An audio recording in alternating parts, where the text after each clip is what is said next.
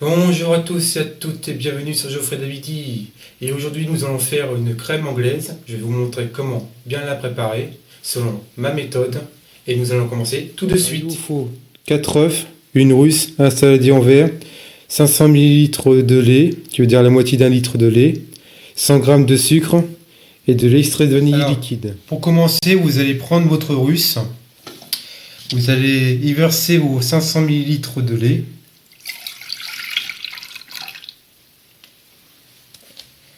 Ensuite, vous allez prendre votre extrait de liquide vanille liquide et vous allez verser en moins une cuillère à café.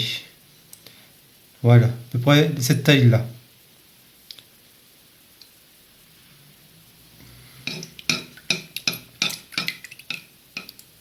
Ensuite, vous allez mettre sur votre gazinière.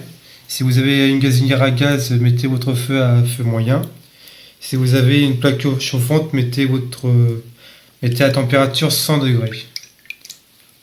On va commencer tout de suite.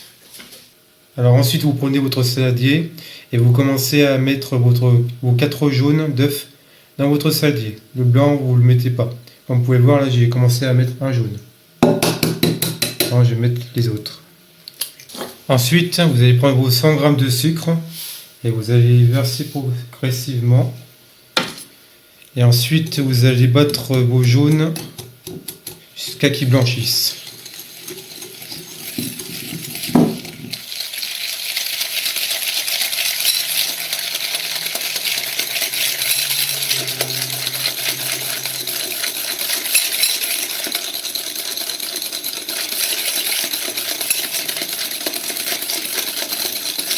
Une fois que votre lait est bien chaud, versez tout le contenu de votre russe dans votre préparation. Ensuite, mélangez avec votre fouet.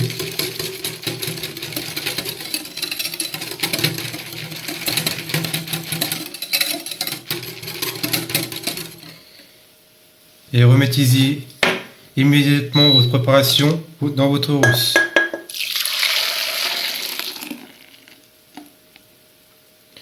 Et remettez sur votre plaque chauffante. Alors une fois que vous avez mis votre préparation anglaise dans une russe et que vous l'avez placée sur une plaque électrique ou une gazinière à gaz, si vous n'avez pas de plaque électrique, que vous avez une gazinière à gaz, il faut que vous mettez votre gaz à feu doux. Si vous avez des plaques électriques à la place, il faut que vous mettez à température entre 85 et 95 degrés. Donc voilà. Oui, aussi autre chose, il y a deux méthodes pour savoir si votre crème anglaise est prête ou non. La première méthode, ce que font principalement les cuisiniers quand ils préparent une crème anglaise de restauration, c'est qu'ils plongent leur spatule en bois ou plastifié. Bon, moi je vous conseille plus en bois plutôt. Ils plongent comme ceci, ils tirent un trait horizontal et c'est pour vérifier si votre trace horizontale soit bien nette et qu'elle ne soit pas effacée avec la crème. Bon, moi je peux vous dire clairement, je ne comprends pas trop cette méthode là. Moi j'ai trouvé une autre méthode à moi que j'ai trouvé tout seul, enfin au fil du temps que j'ai préparé à chaque fois des crèmes anglaises, et je me suis rendu compte qu'avec cette espèce de mousse blanche qui est au dessus de votre crème, qui couvre le jaune qui est en dessous, par contre une fois qu'elle est entièrement dissipée, c'est comme ça que votre crème anglaise est prête. Alors pour la faire disparaître, cette mousse blanche qui est au-dessus de votre préparation, c'est simple. Il faut qu'il soit sur plaque électrique chaud, comme je vous l'ai expliqué au niveau des températures, et de continuer à mélanger. Il ne faut surtout pas que ça se mette à bouillir. Si ça se met à bouillir, c'est foutu. Votre crème anglaise elle est cramée, elle est bon à acheter dans l'évier. Voilà, comme vous pouvez voir, j'ai changé de technique. Au lieu de prendre le fouet, j'ai pris directement une spatule en bois pour mélanger plus facilement ma crème anglaise. Et comme vous pouvez voir, là, on voit quand même le jaune qui commence à...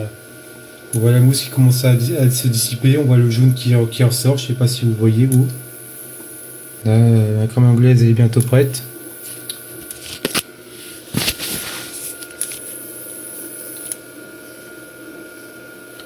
Là, vous pouvez voir, la mousse commence vraiment sérieusement à se dissiper. Vous voyez voir, c'est pas trop mal. Là, presque plus de mousse.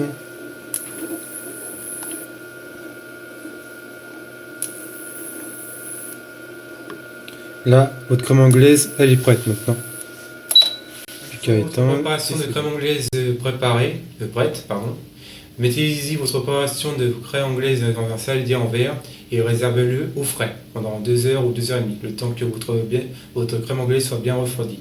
Ensuite, vous pourrez l'accompagner à n'importe quel gâteau que vous voulez. Principalement, ce que je vous conseille, c'est plutôt un gâteau genre en chocolat comme brownies. Comme vous voulez, c'est vous qui décidez. J'espère que cette vidéo vous a plu. N'hésitez pas à partager ou à vous abonner à ma chaîne. C'est gratuit, fort heureusement. Et je vous dis à bientôt pour une nouvelle vidéo sur Geoffrey Davidi.